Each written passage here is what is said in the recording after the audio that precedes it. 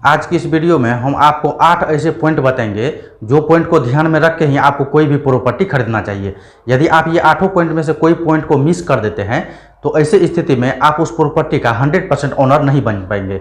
साथ ही आप प्रॉपर्टी खरीदने में जो भी कैश का लेन देन करेंगे वो कैश भी आपका फंस जाएगा। साथ ही साथ आपको कानूनी झंझट में भी उलझना पड़ेगा और आपको प्रॉपर्टी भी हासिल नहीं होगा। तो आपको कौन 8 पॉइंट के बारे में ध्यान रखना है उसी के बारे में आज की इस वीडियो में हम लोग बात करेंगे। चाहे आप प्रॉपर्टी किसी भी प्रकार का क्यों न खरीद रहे हो, आपको ये 8 पॉइंट को ध्यान में रखना होगा। जैसे मान लेते हैं यदि आप कोई मकान खरीद रहे हैं या दुकान खरीद रहे हैं या फिर जमीन खरीद रहे हैं या किसी भी तरह का और कोई प्रॉपर्टी खरीद रहे हैं तो आपको 8 पॉइंट को ध्यान में रखना होगा। तो पहला पॉइंट है कि सबसे पहले आपको प्रॉपर्टी ओनर का वेरिफिकेशन करना होगा। होता है क्या, कुछ व्यक्ति के नाम से कोई जमीन है ही नहीं या कोई दुकान ही नहीं है या फिर कोई मकान है ही नहीं और आपको वो सेल करने आ जाता है। कोई भी डुप्लीकेट या फेक जो है फर्जी जो है कोई भी कागजात तैयार कर लिया, आपको दिखा दिया और बोल देता है कि हम खुद जो है इसका ओनर है और आपसे कैश ले लेता है। तो आपको सबसे पहले प्रॉपर्टी ओनर का वेरिफिकेशन करना होगा कि जो प्रॉपर्टी का वो बात कर रहा है, सामने वाला आपको बेचने का बात कर रहा है, तो वो उसी का है या नहीं है। तो इसके लिए जैसे मान लीजिए कोई ज़मीन आप खरीद रहे हैं तो आपको सबसे पहले उससे एलपीसी का मांग करना चाहिए, यानी कि लैंड पोजीशन सर्टिफिकेट का।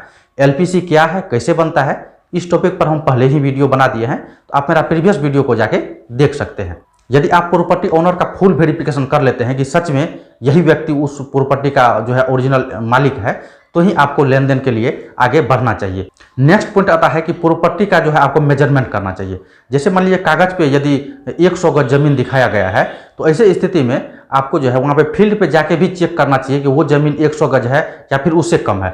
बहुत जगह होता है क्या, कागज़ पे तो ज़्यादा प्रॉपर्टी आपको अंकित रहेगा लेकिन वास्तव में उतना रहता ही नहीं है। और ऐसे स्थिति में जो कागज़ जो कह रहा है उसी के अनुसार से जो भी क्रेता होता है वो पैसा का लेन देन करता है, लेकिन वास्तव में वो प्रॉपर्टी बहुत कम रहता है। तो आपको ये चीज़ को भी ध्यान में रखना चाहिए। साथ ही साथ जब भी आप कोई प्रॉपर्टी खरीद रहे हैं तो वहाँ पे आपको फास्ट में काम नहीं करना चाहिए। जैसे बहुत व्यक्ति बोलता है कि आज ही हमको प्रॉपर्टी बेचना है, बहुत इमरजेंसी है, हमको जो है 5 लाख रुपया आज आप दे दीजिए, रेस्ट पैसा जो है आप बाद में दीजिएगा, 1 सप्ताह के बाद ही दीजिएगा।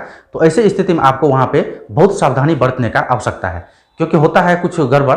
ठीक है, जब भी आप फास्ट में कैश उसको देंगे तो आपके पास उतना समय नहीं दिया जाएगा कि आप जो है प्रॉपर्टी ओनर का वेरिफिकेशन करें, कहाँ पे वो प्रॉपर्टी है, प्रॉपर्टी का जो है आप फिजिकली वेरिफिकेशन करें, वहाँ पे जाके फिजिकली देखें किस स्थिति में है या नहीं है। आपको ये कोई भी मौका नहीं दिया जाता है। तो कभी भी जब भी आप कोई भी प्रॉपर्टी को खरीद रहे हैं तो वहाँ पर आपको फास्ट में परचेज नहीं करना है, आपको टाइम लेके परचेज करना है। साथ ही साथ नेक्स्ट पॉइंट है कि जो भी प्रॉपर्टी आप खरीद रहे हैं उस प्रॉपर्टी पर आपको ये देखना होगा कि कोई कोर्ट केस तो नहीं चल रहा है। हो सकता है किसी भी प्रकार का विवाद उस पर चल रहा हो और उसी में आप भी उलझ जाएंगे यदि आप वो प्रॉपर्टी खरीदते हैं। तो इसी प्रकार यदि उस प्रॉपर्टी पर कोई लोन ले लिया गया है तो ऐसे भी आपको समस्या हो सकता है। तो आपको ये चीज़ को भी ध्यान में रखना होगा। हालांकि उस प्रॉपर्टी पे लोन है कि नहीं इसके बारे में हम लोग आगे कुछ पॉइंट में डिस्कस कर लेंगे।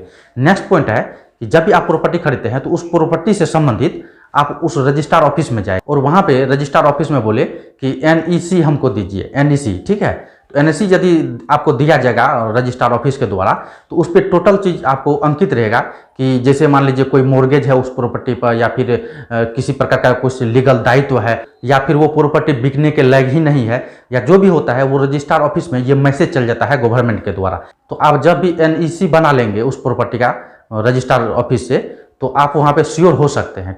नेक्स्ट पॉइंट है, यदि आपको पता नहीं लग रहा है कि इस प्रॉपर्टी पे लोन है या नहीं है, हालांकि इस टॉपिक पर हम एक फेवरेट वीडियो पहले भी बना चुके हैं कि आपको कैसे जो है वेरीफाई करना होगा कि कोई प्रॉपर्टी पे लोन है या नहीं खरीदते समय। ठीक है, तो आप उस वीडियो को भी देख सकते हैं। लेकिन यदि आपको ज़्यादा परेशानी हो रहा है, आपको पता ही नहीं चल रहा है कि इस प्रॉपर्टी पे पहले पूर्व में लोन लिया गया है या नहीं, यदि लिया गया है तो उसका जो है नो ड्यूज हुआ है या नहीं, ये सब आपको यदि कुछ भी पता नहीं चल रहा है तो ऐसे स्थिति में आप उस प्रॉपर्टी पे कोई छोटा मोटा लोन ले सकते हैं बैंक से। आप जब भी बैंक में लोन लेने जाएंगे उस प्रॉपर्टी पे तो बैंक के द्वारा जो है उस प्रॉपर्टी का पूरा जो है फिजिकल वेरिफिकेशन किया जाता है। ठीक है, बैंक में जो है जो फील्ड ऑफिसर होगा उसका टोटल जो है वेरिफिकेशन करेगा उस प्रॉपर्टी का।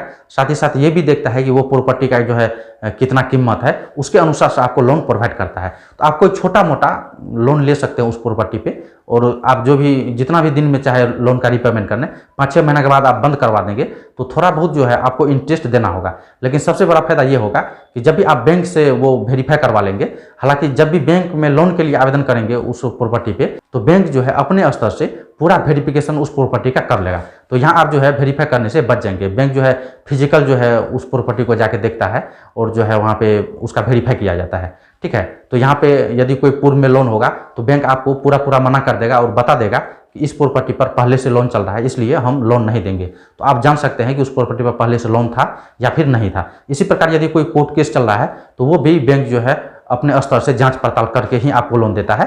तो आप यदि बैंक से कोई छोटा मोटा लोन ले लेंगे तो ऐसे भी स्थिति में आप परेशानी से बच सकते हैं।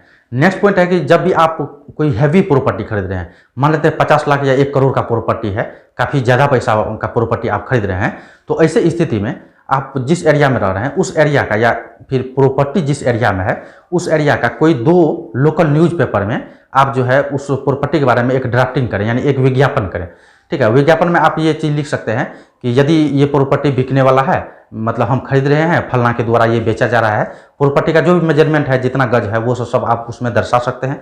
साथ ही साथ ये भी आगे लिख सकते हैं यदि कोई व्यक्ति को कोई आपत्ति हो या किसी का शेयर हो या फिर किसी का गिरवी हो या फिर किसी का इसमें हिस्सा हो, तो आप जो है 2 सप्ताह के अंदर अपना आपत्ति दर्ज कर सकते हैं। यदि ऐसा, या फिर आप अपना मोबाइल नंबर दे सकते हैं, यदि किसी को ऐसा कुछ भी आपत्ति हो इस मोबाइल नंबर पे संपर्क करें, ठीक है। तो इसमें होता है क्या, हालांकि ये करना उतना ज़रूरी नहीं है, लेकिन बाद में मान लेते हैं जो प्रॉपर्टी आपने खरीदा है उस पर किसी प्रकार का कोई डिस्ट्रीब्यूट हो जाता है, बाद में परेशानी हो जाता है, तो और बाद में यदि कोर्ट केस हो जाता है तो कोर्ट केस में ये बहुत वैलिड आपका ग्राउंड हो जाएगा, बहुत ठोस जो है आपको सबूत हो जाएगा कि आपने 2 लोकल न्यूज़पेपर में भी आप विज्ञापन दिए थे इस प्रॉपर्टी से संबंधित और कोई भी जो है आपको रोका नहीं खरीदने से, ठीक है। तो ये जो है कोर्ट में आपका बहुत बड़ा ग्राउंड हो जाता है, यानी कि कह सकते हैं कि ये लीगल जो है आपका बहुत स्ट्रॉन्ग एविडेंस हो जाएगा। हालांकि ये करना जरूरी नहीं है, लेकिन यदि आपका काफ़ी हैवी प्रॉपर्टी है, काफ़ी ज़्यादा पैसा में खरीद रहे हैं, तो ऐसे स्थिति में आप ये करवा सकते हैं। नेक्स्ट पॉइंट है कि जब भी आप कोई भी प्रॉपर्टी को खरीद रहे हैं तो वहाँ पे प्रॉपर एग्रीमेंट होना बहुत ज़रूरी है। बहुत व्यक्ति करता है कि आप एग्रीमेंट नहीं करता है, वैसे खरीद लेता है। भले ही आपका कितनों क्लोजली व्यक्ति हो, कितनों भी करीबी व्यक्ति हो, तो आप उससे एग्रीमेंट जरूर करवाएं। हालांकि एग्रीमेंट कैसे बनाया जाएगा प्रॉपर्टी खरीदते समय, इस विषय पर मैं पहले ही एक फेवरेट वीडियो बना दिया है, तो आप मेरा प्रीवियस वीडियो को जाकर देख सकते हैं। उसमें मैंने आपको साफ साफ बता दिया है कि एग्रीमेंट में कौन कौन पॉइंट होना चाहिए, वो टोटल पॉइंट लिख देंगे तो फिर आप परेशानी से बच सकते हैं। नेक्स्ट पॉइंट है, मान लेते हैं यदि 2 भाई के नाम से प्रॉपर्टी है, मान लेते हैं 100 गज जमीन है, ठीक है, 100 गज जमीन है, उसमें 2 भाई का हिस्सेदारी है। मान लेते हैं कि ए बी का पिता के नाम से जमीन था और पिता अब जीवित नहीं है, तो ऐसी स्थिति में ए बी तो उस प्रॉपर्टी का ओनर बन गया और आपने ए से 50 गज जमीन खरीद रहे हैं। तो ऐसी स्थिति में बी का सहमति बहुत आवश्यक है, क्योंकि यहाँ पे देखिए किस साइड से आप जमीन ले रहे हैं ये कागज पर उल्लेख नहीं किया गया है, तो बी का सहमति लेना बहुत जरूरी है। यदि आप बी का सहमति नहीं लेते हैं तो ऐसी स्थिति में आप बहुत बड़ा कानूनी झंझट में उलझ सकते हैं। मान लेते हैं कि कोई प्रॉपर्टी, जैसे मान लेते हैं, जैसे आपको मैंने एग्जांपल दिया ए बी 2 भाई का, तो मान लीजिए वही ए बी 2 भाई का जो प्रॉपर्टी है वो रोड के साइड में है, ठीक है, और आपको रोड के सामने वाला मुंह जो है काट के 50 गज ए आपको दे दिया, ठीक है, और बी को तो रास्ता बंद हो गया क्योंकि अब रोड से वो अपना प्रॉपर्टी में जा नहीं सकता है। ऐसे स्थिति में हो सकता है कि ए बी दोनों आपस में कुछ तालमेल कर लिया हो, क्योंकि रोड साइड का प्रॉपर्टी का दाम हमेशा ज़्यादा रहता है, तो ए आपसे बात कर लिया रोड साइड का ही 50 गज देने का, ठीक है, आगे से रोड के साइड से ही, और बी भी कोई थर्ड पार्टी से बात कर लिया 50 गज रोड के साइड से ही देने का, और दोनों का रजिस्ट्री एक ही दिन हो जाता है। ऐसी स्थिति में आपका मोटेशन नहीं होगा और आप कानूनी झंझट में फंस सकते हैं। आपका भी पैसा चल गया और बी भी जो दूसरे को सेल किया है 50 गज रोड के साइड से, उसका भी पैसा वहाँ पे डूब गया। अब मान लेते हैं आप कोर्ट केस करेंगे, हो सकता है 20 साल 25 साल ये केस जो है चले, और ए बी जो आपसे पैसा लिया तब तक में वो 15 साल के लिए FD कर देगा या और कहीं इन्वेस्ट कर देगा, तो आपने जितना पैसा दिया वो तो डबल बना लिया, लेकिन आपने एक तो मतलब प्रॉपर्टी खरीदने के लिए पैसा दिए और बाद में केस लड़ने के लिए भी आपको पैसा लग रहा है, ठीक है, आपका समय भी जा रहा है, पैसा भी जा रहा है और आपका प्रॉपर्टी भी नहीं हुआ। हो सकता है बाद में कोर्ट का डिसीजन आए, तो ऐसे स्थिति में आपको ही परेशानी होगा। तो ये चीज़ से बचने के लिए आपको मैंने जितना बात बताया ये टोटल चीज़ को फॉलो करना चाहिए। हालांकि जितना बात आपको मैंने बताया ये टोटल चीज़ को फॉलो कर लेंगे तो ये मतलब 100% तय नहीं है कि आपके साथ फ्रॉड नहीं किया जा सकता है। यदि जैसे मैंने आपको इस वीडियो में 8 पॉइंट बताया, यदि एक एक पॉइंट को लें तो हर एक पॉइंट पर 10 से 12 मिनट का वीडियो बन सकता है। लेकिन आपको मैंने शॉर्ट में संक्षेप में बताने का प्रयास किया। हालांकि इससे पहले भी प्रॉपर्टी से रिलेटेड काफ़ी सारा वीडियो मेरा चैनल पे उपलब्ध है, आप वो सभी को जाके देख सकते हैं और अच्छे से जानकारी ले सकते हैं।